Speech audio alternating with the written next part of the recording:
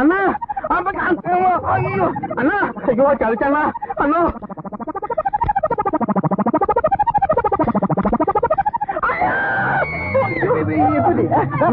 അണ്ണന്റെ മുറപ്പണ് ഒരു തടിയും കൂടെ താഴെ വയ്ക്കുന്ന ആ കൂടെയുള്ള തടീനെ കണ്ടിട്ട് അണ്ണനെ സ്വന്തക്കാരാണെന്ന് തോന്നുന്നു വേറും ചത്തല്ലോ. എങ്കിൽ എന്റെ അമ്മാവനെ ശ്രീകുട്ടിയുടെ അച്ഛൻ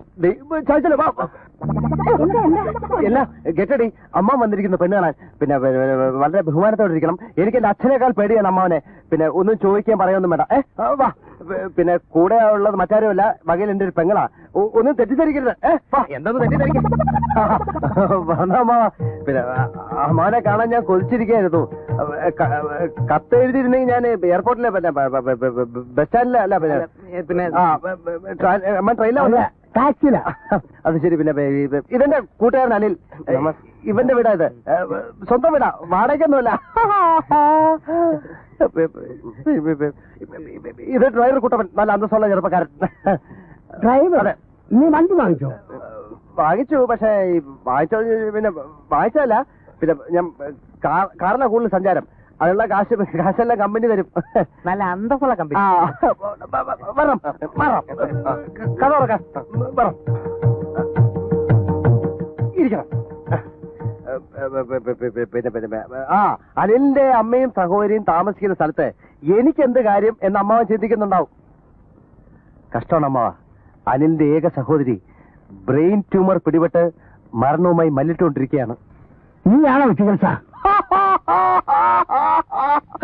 കണ്ടോ, ഞാൻ പറഞ്ഞിട്ടില്ലേ അമ്മാവൻ അങ്ങനെ ഇരിക്കുമ്പോ ചില കാച്ച് നമ്മള് ചിരിച്ച് തമാശക്കാരനാണെന്ന് പറഞ്ഞെങ്കിലും ഞാൻ എന്ത് പറയുന്നത് നിങ്ങൾ ചിരിക്കുന്നേ? അമ്മാവൻ സീരിയസ് ആയിട്ട് ചോദിച്ചാണോ? സോറി അമ്മാവ. നിമിഷങ്ങൾ എണ്ണി കഴിയുന്ന പെങ്ങളെ ഓർത്ത് നെഞ്ചുരുകുന്ന അനിലിനെ ആശ്വസിപ്പിക്കാൻ ഞാനിവിടെ അങ്ങ് കൂടിയെന്നേ ഉള്ളൂ.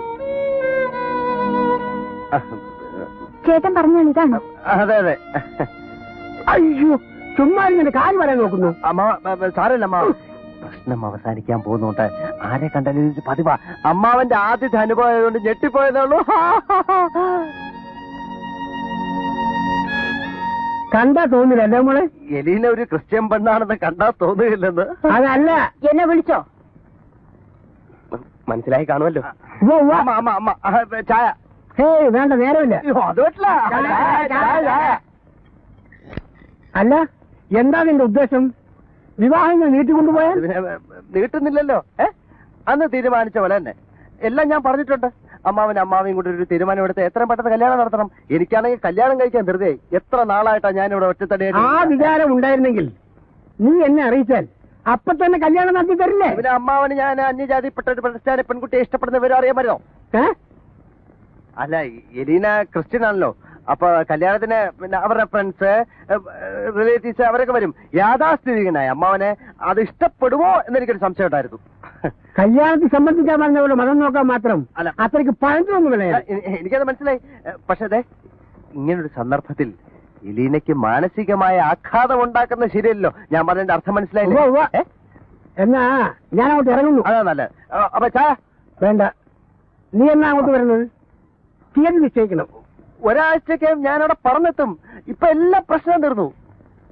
കമ്പനി വണ്ടി കൊണ്ടുവിടും. കമ്പനി വണ്ടി കൊണ്ടുവിടും.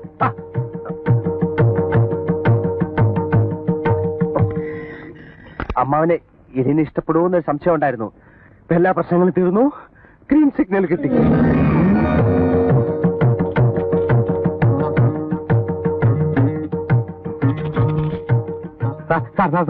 നമ്മൾ കമ്പനിക്കാരെ പോകാം സാർ. നിന്റെ നോക്കാൻ എനിക്ക് ആവശ്യമില്ല. വരാൻ അറിയാമെങ്കിൽ പോകാനും അറിയാം. കേറുമ്പോളെ ഇതാ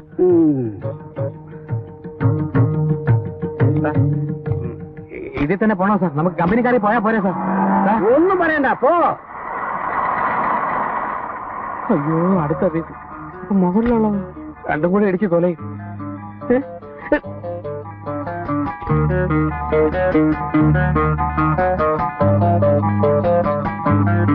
എലീന എന്ന് വരും?